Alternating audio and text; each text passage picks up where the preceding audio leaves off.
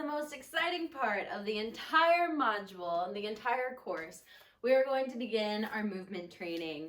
I'm so excited to help you re-envision fitness training because I don't think you've ever watched a video training like this before. I'm going to make it fun, I'm going to make it functional, I'm going to teach you everything that you need to know about the body, how to read a workout program, how to understand the movement patterns, and how to get intuitively in touch with your body so that you can start to train away from pain and towards being awesome at all of the activities that you're going to be doing after this program. What you need to know is that if you are presently in pain, that pain is caused by inflammation and nerves that are sending a signal from a part in your body towards your brain that basically says, ow. And I want you to tune into that radar while you're training, because not all pain is bad pain and not all pain is good pain. There are definitely discernments that you're going to need to make during your training session that is going to be your call to make. So what is a good pain? A good hurt, rather, is when you're pushing yourself, you're feeling your muscles working, maybe you've had to get through a few reps where they felt a little off, but then you start to feel much better. That is normal. What a bad pain is maybe after a few reps, things start to feel worse.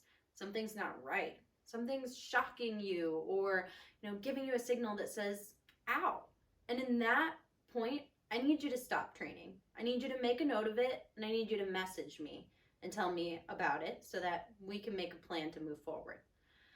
But sometimes we are so afraid of our pain that we will be immobile, or we will get to a point where we're afraid to do a movement because it might cause pain. I've been there before. When I had migraines, I would lay in bed for days. In fact, I'm pretty sure I made the body pains worse because my head would hurt and then my shoulders would hunch from being in the bed, and then my scoliosis got worse and I start to atrophy because I wasn't training my body anymore. And this can happen to literally anybody. Anybody who has stopped moving for a certain point in time is going to atrophy or lose muscle. And that is why we are focusing on strength and muscle gain so that you can develop the tone and the strength that you want for the activities that you're going to be doing during and after this program. I'm so excited for you. It's going to feel amazing. And here we go. Let's jump into it. So we won't be exercising during this training, but I want to show you everything and all the different movement patterns that you're going to come across in the program, as well as the different types of workouts. Now, mobility and dynamic warm-ups are going to be the first point in your fitness journey, because mobility is the range of motion that you can move your body and you can move a joint. You want to move each joint in its proper full range of motion. Now, I'm going to teach you what that is in the workout videos themselves, as well as in this training. So what I need you to know is that it starts at the feet. It always starts at the feet. Our body is a kinetic chain. It starts at the feet and then it links to our knees. Our knees link to our hips link to our torso leads to our shoulders to our neck, and to our heads. It travels upwards. High impact interval training has gotten a bad rap from me because when you are doing impact without proper movement, you are causing more damage than you are doing good. Let me repeat that. When you do high impact training without the proper movement patterns, you're doing more harm than good. Okay, I yelled it enough. Did you hear that? Should I say it one more time? No, you heard it. Okay, great. So it's not that doing high intensity effort is bad. In fact, I'm going to teach you about high intensity power training, which is going to make, it's going to make everything so much better because you're going to be doing that type of training with the proper movement patterns. But the worst of the fitness industry is that they start you with those types of trainings, whereas I'm going to work you up to that. You won't see that in the first 4 to 8 weeks of your program, especially if you're currently in pain or if you're currently working through or over an injury. Now,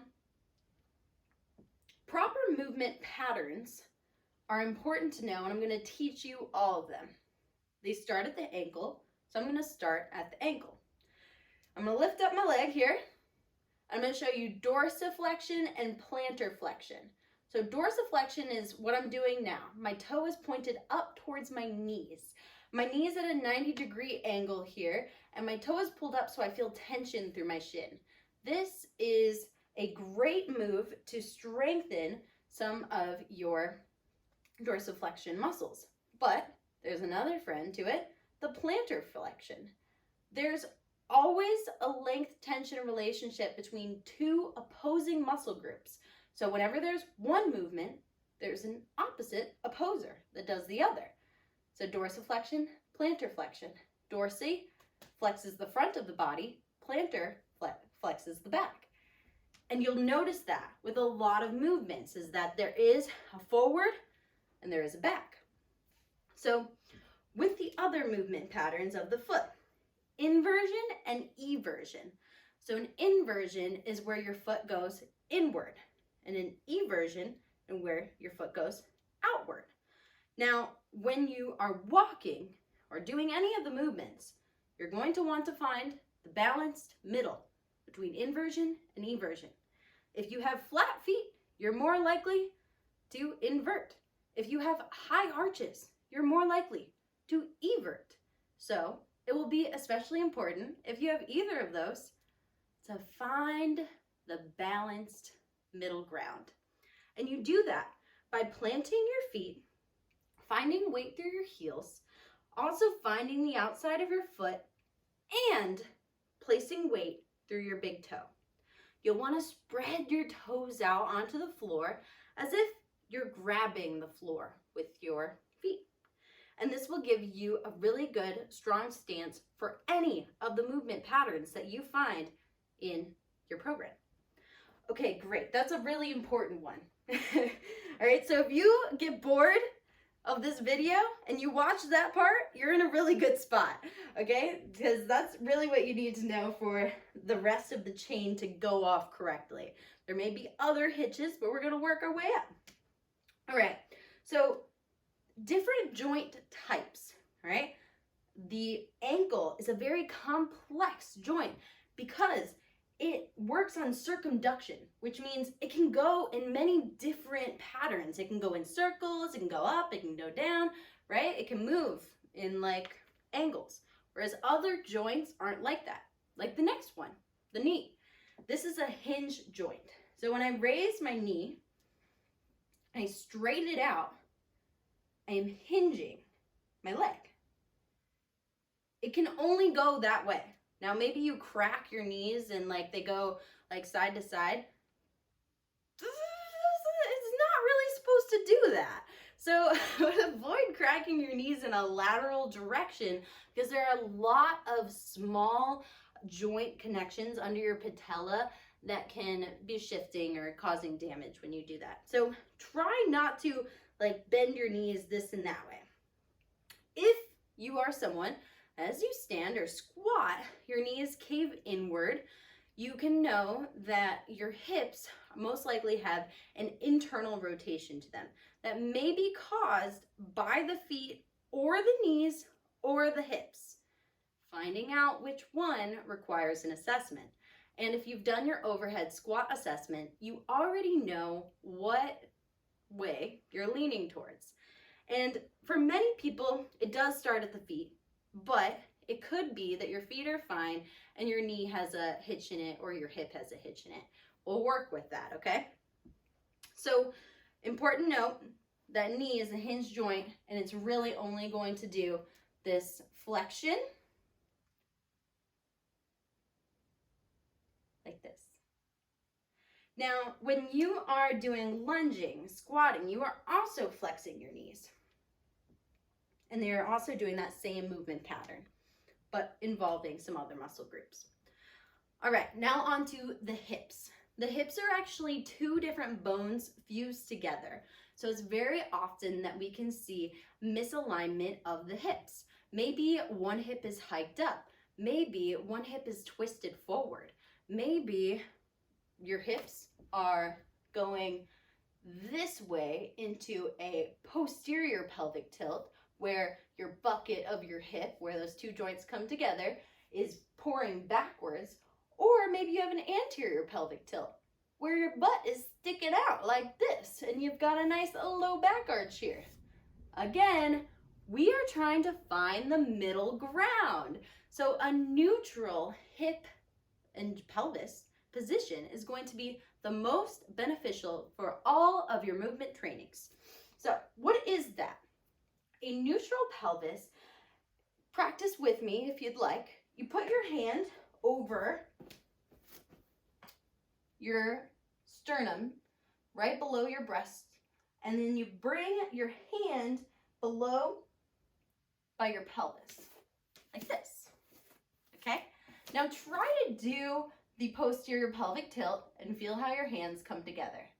Now try to do the anterior pelvic tilt and your hands come apart.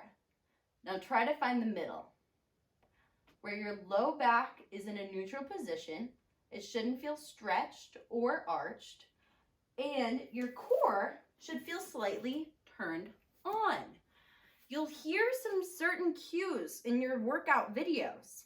One of those cues is to tuck your pelvis and to draw your core in. And I want you to know exactly what that means, because a cue is worth nothing without knowing what it means. And a cue will help you, especially if you're an audio learner. You can even kind of ignore the videos and just play them, because I have the audio as well telling you what to do. And you'll notice that if you don't know what that cue is, you're going to look back and go, what? What did she just say? What am I supposed to do to that? And that's what I want to empower you right now, to know how to do that, because it's so important. So if you do any movement in your program with one of these other tilts of your pelvis, and you could cause further injury. So I basically want to make sure that you understand this position. And to further that, let's go into the breath, because the breath technique can help you master that position quite easily, actually. You'll hear cues a lot, like tighten your core. And you'll go, what the hell does that mean? Tighten my core. Do I go like this? Or do I go like this? Again, we're going to go somewhere in the middle. So in the middle of tightening your core is taking a deep breath and inhale through that abdominal wall where your abdomen expands. And then if you have your shoulders rolled back, your pelvis in a neutral position, you can block your core. And by blocking it, you're going to place the air in your abdomen. Now this might make you look like you have slightly like a pooch. I'm going to show you mine. It looks a little more like, ugh. It doesn't look like a six-pack ab. It's going to look like you're kind of pressing forward with your hips here. And that's a good breath to hold when you are doing some of the movements. So for example, if I was to squat, I would take an inhale, tightening my glutes and pressing the air down into my abdomen. Exhale into the squat.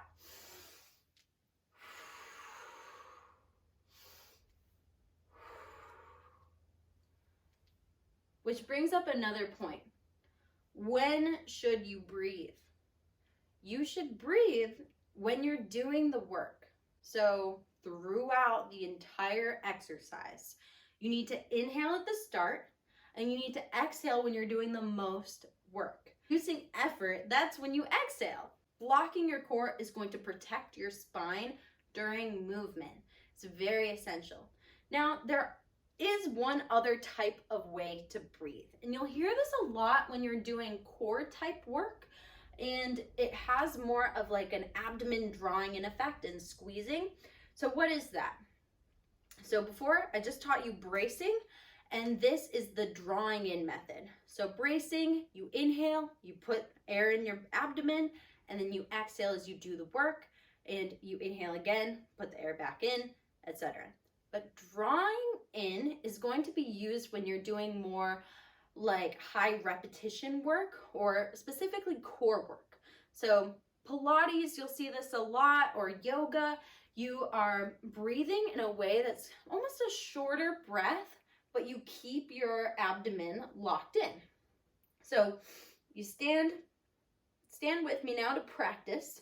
You take an inhale, and then when you exhale, draw your abdomen in, okay? So now you're drawing in, and you're gonna hold that draw in slightly as you do the work. So with this one, you are more expanding and contracting through the movement, expand, contract, whereas with the bracing, you expand, hold, and then exhale. You don't necessarily have to contract again if you're doing the bracing. Like if you're bracing for a lift and you're going, and then you exhale, you do the work, you wouldn't draw in at that moment, because then you can get into like a lot of rounding and arching and all that.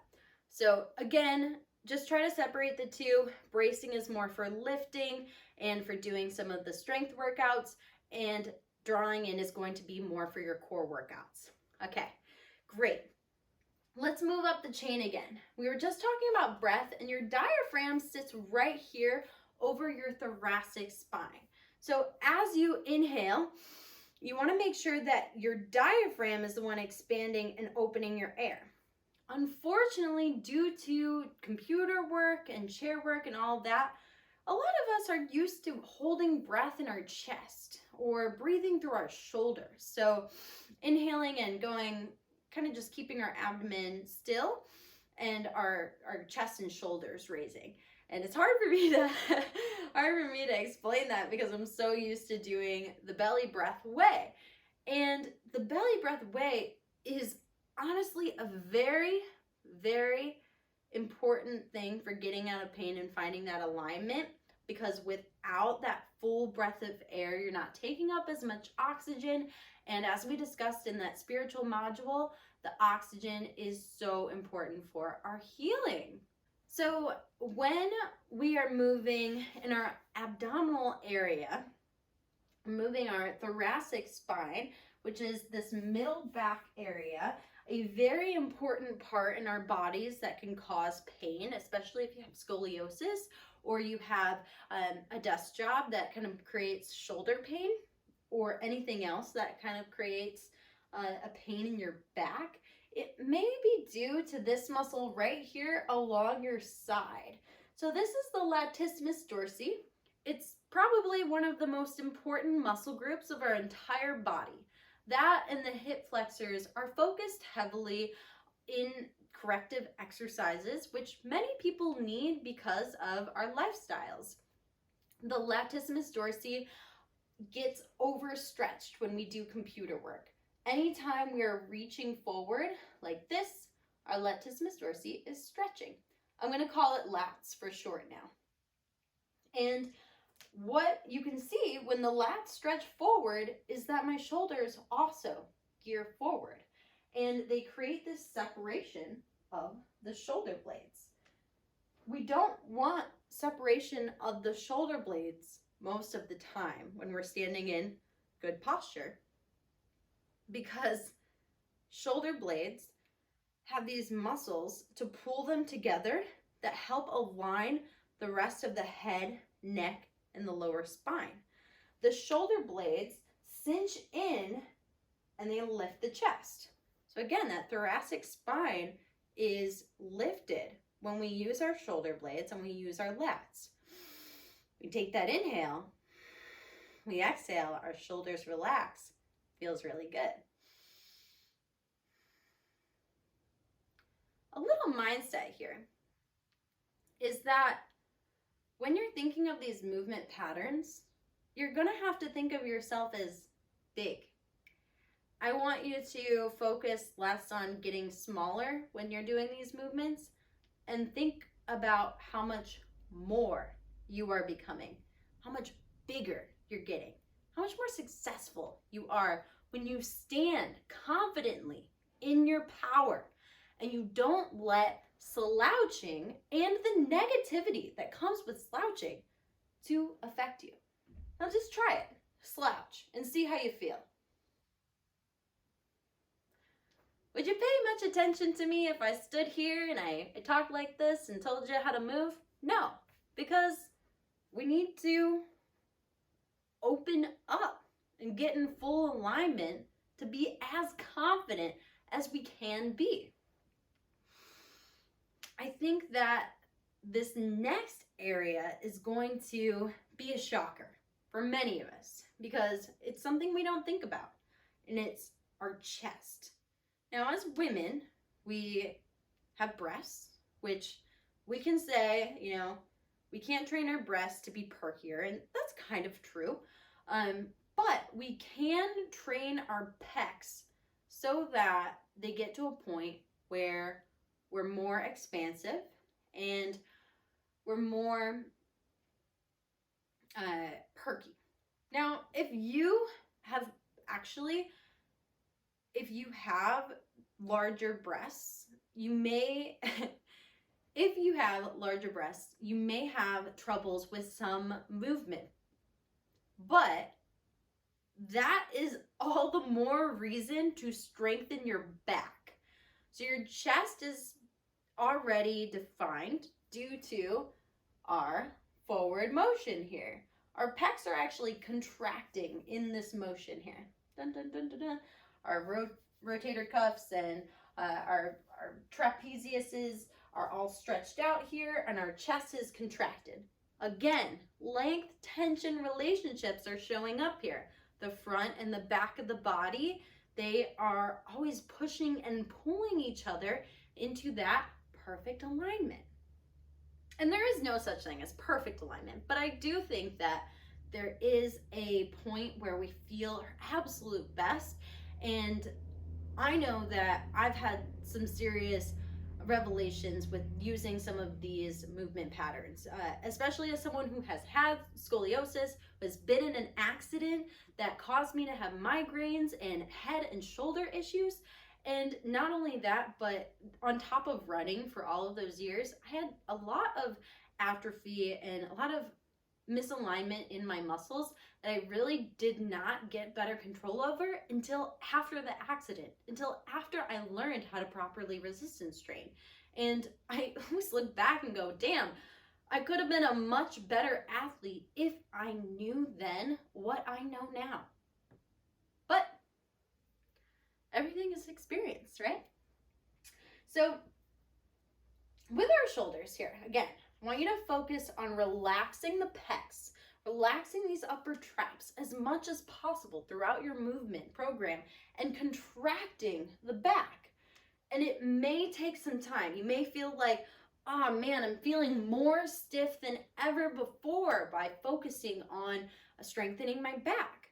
And I've been there too. It's normal. But eventually your back gets used to it. Eventually your back gets stronger than your front. Hopefully it gets stronger than your front, just a little bit. I think that there's like that link tension relationship. I like to say 52% stronger in the back so that you can combat all of those front motions that we're just gonna do, especially if you're walking or you're kayaking or you're swimming. Those are all forward motion things where we're going to go that way and we're gonna have to cave in to do it as needed. So doing the resistance training allows you to do those things better because you'll most likely have better posture when you do those and you'll feel stronger. So relaxing here, strengthening here. What about our shoulders?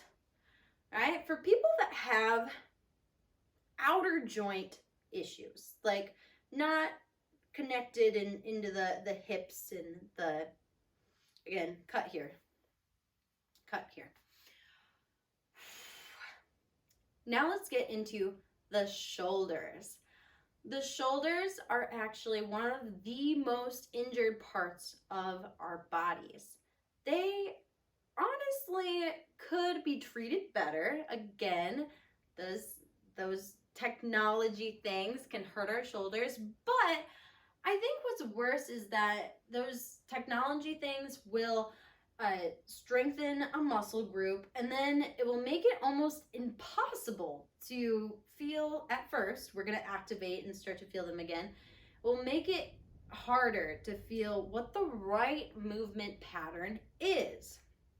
So, for example, if you do a lot of grabbing with your arm here, you get a tight bicep, you get a tight shoulder, you're pulling things towards you. You're going to feel that front of the shoulder a lot, right? But what you may not notice or know is that when you're using this front of the shoulder, the back of the shoulder, the rotator cuff, is stretching. Most people, when they have rotator cuff pain, it's from it being overstretched. It's from it being almost torn. And that's what you hear. I have a torn rotator cuff. It's due to stressing it in a point where it's already so stressed, it's about to break anyways. And I think that any time you have a pain, don't be afraid to work on it, especially if it hasn't gotten to that point where you're going to go to the doctor. And if you've went to the doctor, if you went to your physical therapist and you got the okay to do movement training to make it feel better, then certainly try these exercises that I'll show you here. So I want you to stand with your feet at hip width apart, your toes pointed forward, not out. Your knees slightly bent, your pelvis tucked. And I want you to imagine those lats that we talked about earlier. We're getting in our athletic stance here. You're packing your lats and you're relaxing your shoulders, and just feel where you are holding tension in your shoulders. And you can tell by the way your hands turn. So your wrists and your arms and your shoulders are all connected. So when I externally rotate my hands like this, I start to feel my shoulder blades come together. And when I internally rotate my hands like this, my shoulders follow along. They come here, right? So it's all connected. And in the shoulder, there are a lot of small muscle groups working together here. In your rotator cuff, there are 3 layers of your muscles. I won't get into the names because they're all very weird. Subscapularis, infraspinatus, all of those. But we want to make sure that they are at a good length tension relationship with our lat. So put your arms out in front of you.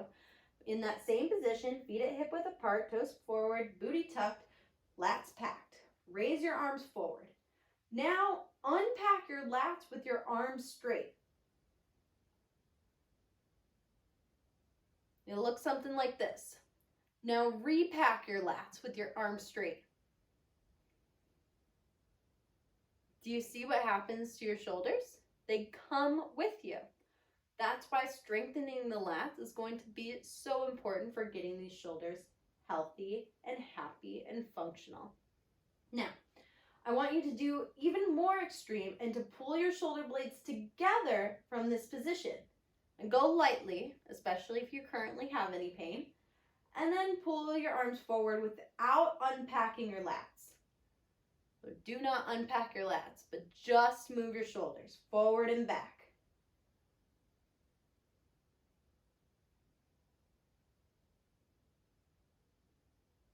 All right, now open up your arms until your shoulder blades squeeze and feel how your chest expands. keeping that good tension through your core, right? And your glutes engaged. You're standing here with your shoulders pulled together. Now unpull them together. You feel that bicep stretch? You feel how your arms have to actually stretch and lengthen here? This is a pretty precarious position. I don't like to be in this position, especially if I'm trying to hold load in these arms. I'd much rather pull back, not forward, back, so that my shoulder blades and my lats can work together as friends to stabilize the shoulder joint as well as the core. So try this at home and just notice how you can sit, stand, or move with your arms in a way that puts it all together. Your arm is not a single joint away from the rest of your body. Your arm is a connection to the rest of your body. And your arm has all of these extra connections that if any of them get out of alignment, they may pull the other areas. Okay, so it depends. We just checked on the lats and the shoulders. I want to talk to you about the bicep tendon here. A lot of people who have shoulder pain will say, I have it right here. You know what's going on there? That is a bundle of nerves that meets at your shoulder joint, and very likely, again, I'm not a physical therapist. I am not a doctor. So this is not exactly medical advice. This is a learning process for you to understand what your body could be doing if you have pain. So if your arm is out here, you're having pain in this area, it could be due to a tight bicep or a tight pec. And that's where I'm going to tell you about the law of referred pain.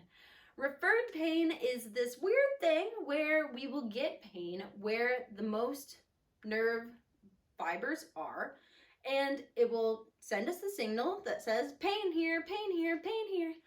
But the pain does not always originate from that area.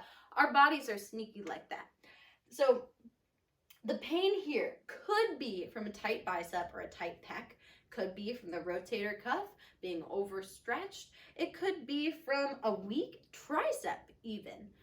That's why I encourage you, when I show you the mobility exercises, when you have pain, don't think about the area that the pain is. Think about the muscle around the pain.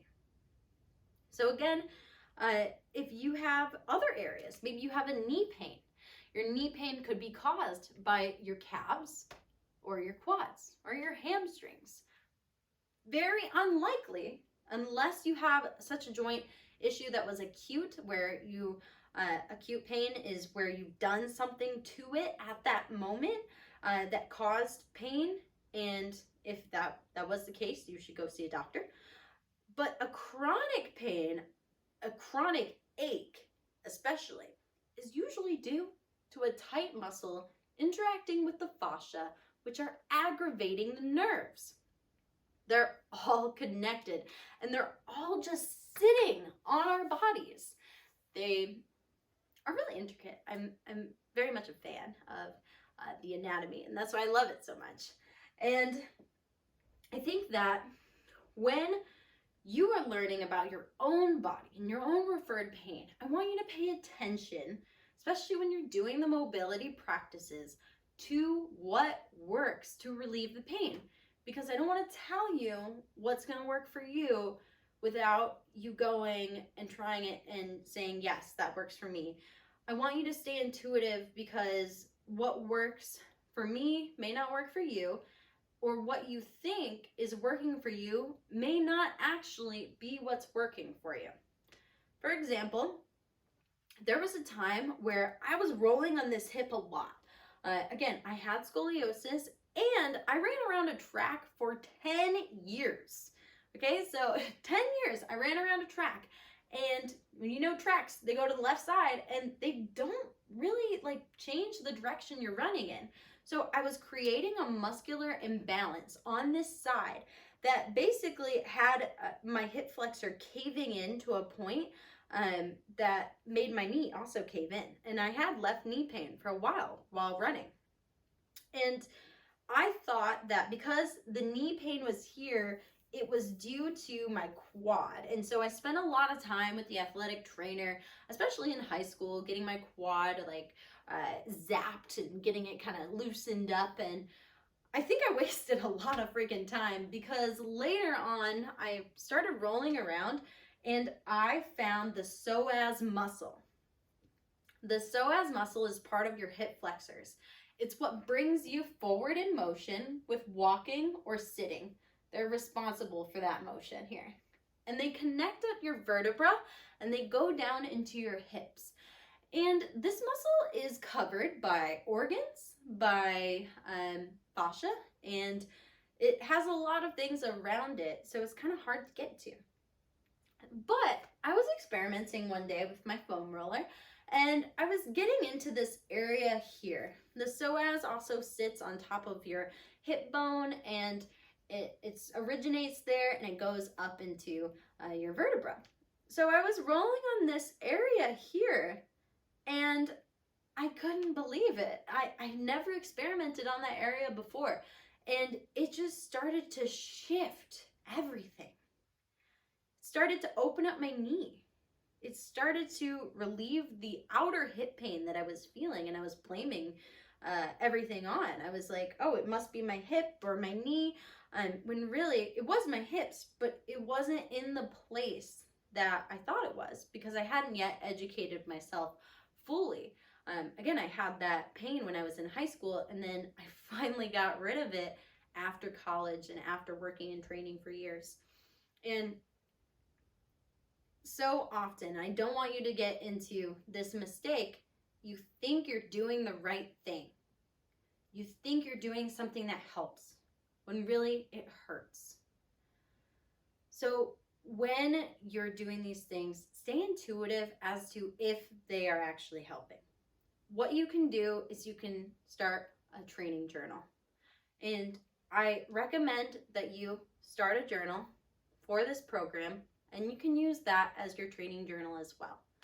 And your training journal can include everything: your strength workouts, your mobility workouts, even the food that you eat if you'd like to begin tracking, or the sleep habits that you have. Anything that you want to be intuitive with and understand where you might be in your progress.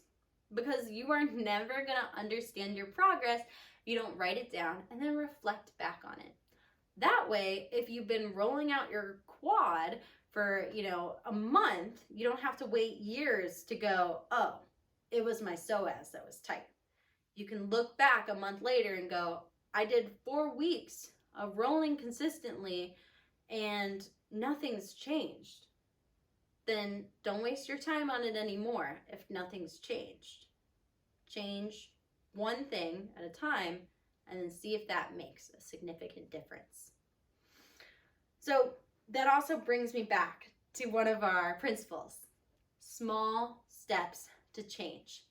If you have a movement compensation, which is anything where your body is, we all have movement compensations at times, for sure. But if you have something consistent that is bothering you, stay small at first. Start with one foam rolling activity. Roll on that muscle consistently. And then see what other muscle groups may be calling to you to be rolled. And what I mean by calling to you is, again, you're intuitive and you're understanding what's hurting, not why, because you may not know why, but you do know how you feel now, where you are, to where you want to be. And you know now that I've told you, you have a referred pain, a pain point. You want to go above or below that point. Roll on the soft spots. and get to a point where you relieve some of that tension. I'll be showing you more about how to do proper mobility techniques throughout our program together. And I want to be sure that you know that when you're rolling, it's up to you to decide when the time is done. When you're doing any of your exercises, it's up to you to decide when it's done. Let's get into a little bit about fitness training because I feel like we've covered everything about anatomy. Oh no, we have the neck first. Lastly, the neck. The neck is connected to your chest and is also connected to your spine here. Obviously, it's all connected. And what we really can see a lot with the neck is our sternocleidomastoid, this muscle right here that connects from our ears all the way down to our clavicle bones here. It will get over tight and pull you forward like this. Okay, so what we want to do is let that muscle relax a little bit, right? But how do we relax it? Do we go like this? No, don't do that. Don't do that, and also don't do this. I didn't even want to do that to show you, but seriously, don't do that. There's a bundle of nerves right here, right behind your spine here, that basically gets crushed when you do that, and it causes pain. And many people think that, again, they don't understand that some muscles don't function the way that we think that they do.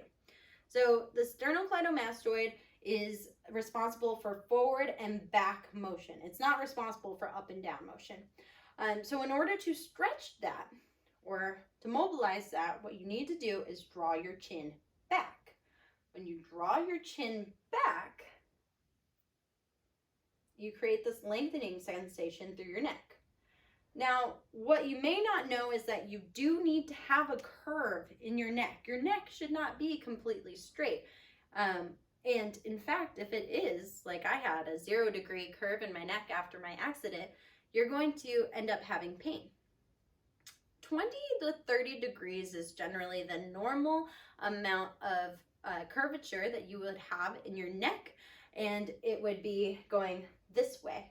So curving like this. Now, most people don't necessarily have this curve in their neck, or they don't hold it that way because we are on our phones, we are on our computers, or we're driving or we're walking around, and our bodies just don't hold that position, right? Just like any of these movement patterns, we're always getting out of our movement patterns that are functional, and that's okay, as long as you know how to come back to them. And I'm so happy for you, because now you know how to come back to them. So when you're standing here and you're doing your chin tucks, which is an excellent exercise that I'm putting in the course because I think it's so important. I probably won't put it in your program unless you have some sort of neck or shoulder injury, just because people think it's like a waste of time. But this exercise is not a waste of time. You could do it daily. You could do it, just for a short amount of reps when you have any neck tension or pain, and it will make a difference. So the chin tuck goes like this. Again, you make sure you have that good alignment everywhere else, and then you tuck your chin as if you're trying to make a double chin. It's not flattering. I mean, movement, these exercises don't have to be flattering. And then you relax it, and you notice, oh, where does my neck sit naturally? And then you tuck it again.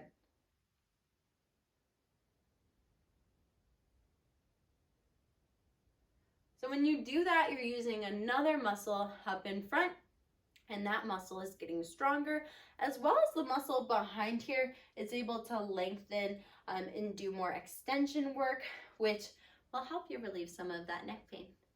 And if you have no neck pain, but you just are like, I want to have better posture, do that exercise, because you'll be focusing on keeping good posture throughout your entire body, and You'd get it from the bottom of your feet all the way up to the top of your head. And that could be a really great daily task for you to do. So if you get anything from this video, get that. Okay. Lastly, so we've talked about all of the movement compensations, and now we're going to talk about the movement patterns. You're going to see more movement patterns in your program, and they may sound something like this: squat, hinge, lunge, pull, push, carry. Squat, hinge, lunge, pull, push, carry. Those are the most important movement patterns for you to know. Notice that I did not say planks. I did not say sit-ups. I did not say jumping. I did not say anything else. But squat, hinge, lunge, push, pull, carry. That's 6 movement patterns, only 6 that you need to focus on. Now, for many people, they don't do the carries, and that's okay. A lot of people don't do carries because they don't have the weights. And I kind of focus on at-home workouts, and if you don't have something to hold on to, you may not do a carry. But you are carrying things all the time when you are traveling, when you are going out to work or to lunch. Maybe you wear a purse, maybe you have luggage or a baby even. You're carrying things, and a carry works your core.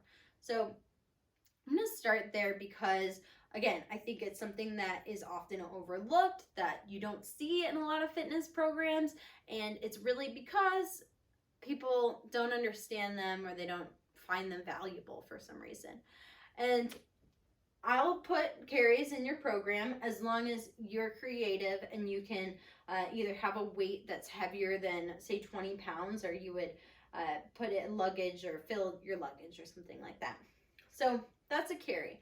And a carry has many different types of movements, just like any of these. Any movement is going to have its regressions and its progressions. So get your mind out of doing the exercise right, and instead find the exercises that are right for you. Because I think a lot of times when we're doing exercise programs in group fitness classes or working one-to-one with a trainer, we want to do things the right way. We want to do things the standard way. Well, baby, you're not standard. Like I said, you're unique. So you need a unique set of movements for your body. And your body may be anywhere on the spectrum of exercises and of how functional you are. So if you don't pay attention to how functional you are, you're going to have so much pain later on in life. And I don't want that for you, because getting old is inevitable. We're all going to get old. We're all going to wear and tear our bodies. But the fact is, you can slow down your wear and tear of your body when you do these movement patterns correctly. And you're going to do them regardless of whether you participate in an exercise program or not. So let me tell you, when you squat and pick up anything from the floor, you're squatting. So you could squat like that, or you could pick up something from the floor like this. Which do you think is more beneficial for your body? And for example, when you're hinging, a hinge is whenever you are taking your joints from here to here, your hip joint. So you're hinging at this point and bringing your hips back. The squat and the hinge may look similar at times, but they are different. They're completely different. A squat starts at your knees. So the squat will start at your knees and flex at your hips, meaning your hips will go downward. hinge will bring your hips backwards and your knees will flex second. So your hips go first and then your knees flex. That's a big difference. That's a big difference. Either one is fine for picking things up off the floor, but you want to choose. You don't want to do any in-betweens, which could look like this, or this, or this, any atrocious thing. They make me feel so terrible. I hate them. I hate doing movements weird. Okay, so that's the squat and that's the hinge. Again, there are so many different squats and hinges that will go through your program, and we'll find out which one works best for you. You could do a neutral squat, a wide stance squat, a narrow squat. You could do a single leg hinge. You could do a Romanian deadlift. You could do a hip thrust. All those are in the hinge category, and I will tell you what those types of exercises are in your workout program. Now, the next one is lunging.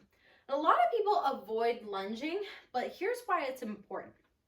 If you've ever wanted to get on the ground, you're going to need to lunge to be functional. And here's the reason. When people squat to get on the ground, at any point your low back is most likely going to arch. And I think that for most people, they avoid lunging and fear that their knees are going to hurt, when in reality, they're just lunging incorrectly, or they haven't lunged or practiced that movement in so long that they do it incorrectly. So a lunge, again, has very many different patterns, but basically forward, back, side to side, or stationary. My preference for most people is a reverse lunge. A reverse lunge is going to help you strengthen the back of your body. It's going to feel more comfortable on the knees, and it's going to get a little more easy for really anybody to get into. A forward lunge, I don't even like forward lunges, I'll be honest with you, and it's because of the push off of the toe. And the push off of the toe can put a lot of more pressure on the knee. I still think that the forward lunge is an important thing to practice, but it doesn't need to be done time and time again. And with the side lunge, again, you can do a stationary or one that you're moving more. And lastly, I want you to know about how to get on the floor properly with the lunge. So getting on the floor is something that some people in pain avoid. And if you don't avoid that, great, awesome. But you may still be getting on the ground incorrectly. And I want to show you the correct way, because you'll be getting on and off the ground during your workouts. And any repetitive motion that can cause pain, I want to make sure that you're doing the very best of. So to get on the ground, what you'd do is you'd place your foot out in front of you, you'd bend at both knees, and you'd place your hand on the floor by hinging at your hips. So at this point, I move my hips back. I don't round forward to touch the ground for my low back. I bring my hips back and I place my hand on the ground. Maybe I place my other hand on the ground, and then I swing this leg back. From here, booty bump, and we roll to the ground. How graceful is that? It's super graceful. Okay, and then we come to the side again. We get on all fours, put the leg out in front, and you place your hand on your knee to bring that hip forward. Squeeze your back booty, press off the front leg, and come back up. Nailed it. All right, so that's how to get up and down from the floor functionally. If you don't like being on your knees, I'll show you this next one where you're doing more of an inchworm to get down. You bend at your knees, you hinge at your hips, you reach to the floor, and then you walk out slowly, into a plank-like position, and then you bend your knees and you come over.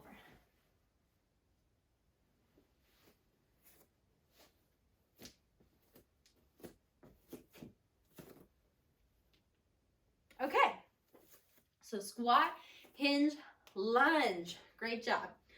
Now we're going to get into the pushing and the pulling. Now, there is a vertical push and a horizontal push. Anything horizontal is when you're lying down on the ground and you're pushing it away from you. Anything vertical is when you're standing or sitting and you're pushing things overhead. Either one of these generally can be finicky for pain. And the reason that is because, again, that forward motion, if your rear muscles aren't supporting you in a way that that forward motion is functional, you're going to end up overstretching your rotator cuff and overdoing it on your front muscles, either the deltoid or the pectoralis. That's why I don't say avoid pushing exercises, but you should do 2 times as many pulling exercises as you do pushing exercises. A horizontal pull is going to be anything where you're bringing it towards you and towards your line here on your back. And a vertical pull is anything where your arms are overhead and you're pulling down. So when you're pulling in either of these motions, again, that internal, external rotation of your shoulder is going to be critical. So when you are standing here with your arms out around you, come into internal rotation, come into external rotation. Almost every single upper body exercise needs to start in external rotation. I repeat, every single exercise of the upper body needs to have tension in external rotation in order to be functional. So if you start a horizontal press without any tension through your back as you come down, you are going to end up here, here, here.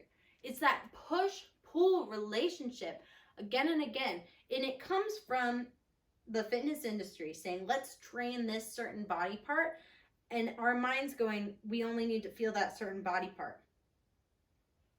When in actuality, you need to feel the part that you're working as well as its opposers. So when you're working your quads, your hamstrings are working too. When you're working your feet, your calves are working too.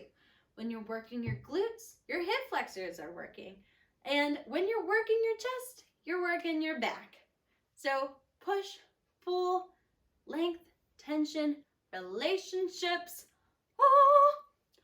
Okay, getting through this because I know we're talking a lot about the movements and we're not doing any movements. So you're like, geez, lady, are we going to do anything here? No, we're not going to exercise in this video. You can have your exercises in your program, and in the mini modules there will be some exercises so you can do. Lastly, I want to talk about accessories, secondaries, and primaries. So a primary exercise is of those essential movement patterns: push, pull, carry, lunge, hinge, squat. Those are primaries. Secondaries are anything where you are doing a primary, but it's like a family member of it. I like to call it like a cousin. So if you've already done a squat and then you go and you do a single leg squat, that's a secondary. So you've done your squat and you do another squat, that's a secondary squat for your workout. For any other movement, it's generally like a single arm or a single leg thing that's working more than one muscle group. A primary is going to usually work more than 2 muscle groups at the same time. It's got its opposers, its forward movers, and as well as the core. Generally, the primaries will be compound movements, so they'll be a full body exercise. This is, again, a really big secret as to how you can make training work for you, increase your metabolism, and get to a spot where you actually enjoy training, because you're going to be seeing results. Because when you focus less on the muscle group working and you focus more on the function and the feel, you're going to be working a little harder. Your mind-body connection is going to be fired up, and you're going to be connecting that to your metabolism, which will then increase because of not only the extra work that you've done from your workout, but increasing your muscle mass. Increasing your muscle mass, adding tone to your body, is going to increase and raise your metabolic rate. That's why I don't want you to get afraid of gaining muscle. Gaining muscle is awesome. Gaining muscle is like free calories forever. And we're not equating exercise and diet together with calories, right? We are equating your metabolism with something that is affected by diet and exercise. And your metabolism will move with you throughout the rest of your life. And it's best if you can try to keep it as consistent as possible at homeostasis, which is the norm for your body. And you'll see damages to your metabolism when you do things like over-exercise or over-diet. Okay, accessory exercises. Primaries, secondaries, what the hell is an accessory? An accessory, I love to think of the accessories because I think accessories are like the single joints. So what you'd hold accessories with, like our purses, and what you may just want to look a little better. Basically, like if you want to do an accessory like for your side butt, if you want to do an accessory for your shoulder, it's really just a single joint movement, not a whole lot extra going on there. You're generally just standing there like working one muscle and being like, yes, I'm working my accessories. These are the least important because the accessories get trained in your primaries and secondaries. So that's why they will almost always be at the end of your workout. That way, if you decide, I just can't finish this workout, I don't have time, it doesn't matter because you've already actually worked that muscle group and you don't need to work it again unless you really have time for it and you're motivated and you want to see a little bit of increased muscle mass in that area. Ooh, I'm so excited for you because the last one that I haven't talked about yet, primary, secondaries, accessories, and corrective exercise. Okay, so I am a NASM corrective exercise specialist. Not only did I totally fail at getting into physical therapy school, I decided after I failed that I still wanted to help people with injuries, so I got this certification, and it has helped me a bazillion times with understanding what exercises are going to help when you're in pain and what exercises can actually help fix some of these movement compensations we see, like hiked hips or knees internally rotating or shoulders rounding forward. It happens more than you would think. And that's because of the lifestyles that we have chosen. And I think, it doesn't matter what I think. But I cut around here. I'm saying too many things. Corrective exercise is one of the most important things to work on because when corrective exercise is a thing you don't want to skip. And they're great because you can really put them anywhere in your workout, or you don't even have to do a full workout to get the benefits of corrective exercise. And you'll be seeing this in your movement routines, your pre and post activities routines, and in your workouts, in your strength workouts towards the end, or in your dynamic warm-up as activators. So you see how many places these corrective exercises can go, and they're incredibly beneficial. Sometimes all I do are corrective exercises, and I completely skip the other ones because once I find relief from exercise and from that movement, I don't know, I just get unmotivated at points because I'm not motivated to make an aesthetic goal at this point in time in my life. But I've always been motivated since the accident to continually try to improve my posture and my movement patterns, because any little compensation, any little move can end up causing pain over time. And I spend a lot of time trying to avoid pain. And I want the same for you, not in a way that we're avoiding it, but in a way that we know how to deal with it when it happens. So, pre-activity routines are going to be dynamic, and they are going to be activators. Do not ever hold a static stretch before you do an exercise, please. Do not ever hold that stretch more than a minute after your exercise. Unless you are doing some sort of yin yoga practice where 2-3 minute holds of a stretch is more practical.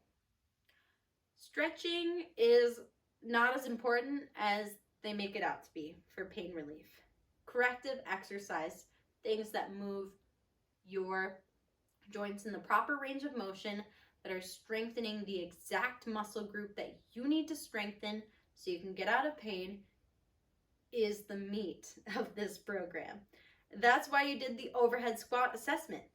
That's why it took me 4 days to write your program, because I go over it, and I see exactly what exercise. I check that book to make sure that I've programmed the right exercise for you. I'm very serious about this because this is how you're going to get out of pain. I don't care if you do your strength workouts, as long as you do your corrective exercises, which again will come up as your pre-rituals for activity and the ending of your strength workouts, or also your mobility routines. I'm so excited for you to try those out, because the corrective exercises really only take 1 to 3 sets, somewhere around 10 to 12 reps, and you'll start to feel relief, and you don't have to do a lot. You don't even have to get exhausted. You don't even have to get tired. You just have to work the joint in its proper range of motion and get to a point where you're feeling the muscle and you're getting close to failure. Which brings me to our very last part of this training, which is how many reps do I do in a 1 interval? Inside your app, you will have exactly the reps and sets that I would like you to do. However, you are free to train intuitively, so that means you can increase or decrease those sets and reps. I've also put in the tempo.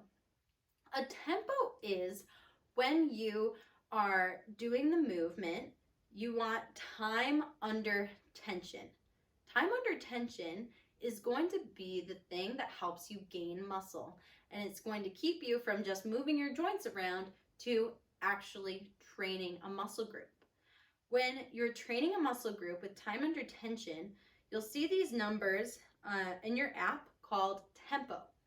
And your tempo will say something like 2-2-2 or 2-3-2.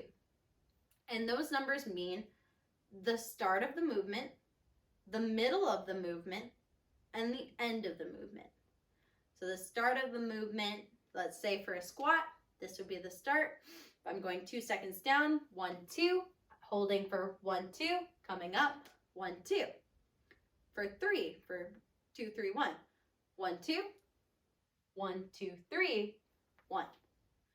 With that one, it's a little more of a power training routine because you're holding tension and then you're exploding up. And again, there are different reasons for why I would choose different tempos in your training. And again, I love the basics, and the basics work. So sometimes what you don't need to do is change the exercise, because learning a whole new exercise takes time and it's going to take away from your progress, which is why I don't just change things up for the shit of it, you know? And that's what a lot of these HIIT routines and trainers are doing, is they're changing things up because they think that it's going to help you progress faster and help your muscles get shocked. But in actuality, The science does not support that thinking. The body does respond to change, but it responds to a lot less change than we need it to, or than we think that we need to. So time under tension and changing your tempo, as well as changing your reps and sets without changing the exercise, is going to be pretty beneficial here. And you'll notice that in your program. Okay, so lastly, what I want to say about sets and reps is there are different training modalities. We are training for strength, stability, and mobility in order to get out of pain so that you can do the activities that you really want to do. If you've already passed the point of pain, you're still going to benefit from this as well. What you need to know is that to train for strength, 1 to 10 reps is the money maker for strength training. And with that, 1 to 5 sets, 1 to 5 sets, 1 to 10 reps for strength. Now that seems like a pretty big range, which is great because you can kind of choose what you prefer to do, and you can also change your modalities and change things based on weight and based on your sets and reps, and you're kind of always training towards strength in a way when you're resistance training until you get over those 10 reps, and then you start getting into 12s and 15s. So what's there? 12s and 15s, or 12 to 15, is the hypertrophy range. Hypertrophy is when you gain muscle. It's the opposite of atrophy, when you lose muscle. When you gain muscle, you are going to be creating tone. So I've been using quotation marks on tone because tone isn't really a thing. When you see muscle, it's because, or when you see muscle tone, it's because there is muscle there in that area, and you've gotten to a lean body fat percentage where you can now actually see it. And that is muscle tone. So you can gain muscle without having muscle tone because you haven't gotten to that lean of body weight yet, or maybe if you don't want to, that's okay too. And maybe, actually, for sure, you will gain muscle, but you won't bulk up. So I don't want you to be afraid of hypertrophy because I'm telling you it's going to help you gain muscle. Again, it's going to get you to that point where you want muscle tone, but do not equate muscle tone with burning fat. Another way the fitness industry F shit up, because they said, and I followed it too. I did this, all right? So take it from me. 15 reps does not burn fat any easier than 10 reps, and it does not burn fat any easier than 3 reps or 8 or whatever. 15 reps just makes you work harder and longer, and it gets your cardiovascular going, which people equate again with I'm burning more calories and I'm getting into a spot where I'm breathing harder, I'm burning more calories, and I'm doing cardio, so I'm going to lose fat. That's not what we're here for. That's not what we're here for, and it's not even true. Doing cardio is not going to help you lose any more fat, because what you need to do to lose fat is to be in a caloric deficit. A cardio routine may help you lose more calories. Again, we're not equating diet and exercise together in that caloric deficit, but sometimes what people fall into is they do cardio and then they get so hungry after doing cardio that they end up eating all those calories back. And that's totally okay, but don't equate cardio with losing weight when it's possible to just gain those calories lost right back by eating. I much prefer, if your goal is to lose or maintain your weight, to focus on nourishment, and that will be enough, especially with consistent progressive strength training. And so that's the last law of this program. of this part of the module is, what is progressive strength training? Kara, how am I going to increase my strength during this program when I'm only, doing 6 exercises in a workout, maybe less, and you're telling me I can just quit whenever I want? How am I going to progress? I ask you to bring in that mindset. It's not about going all in. It's about showing up and doing the work. And doing the work is doing just a little bit more. Just a little bit than you did last time. It's not about doing a whole lot, doing a whole different routine. There's no way to progress if you're constantly changing your exercises.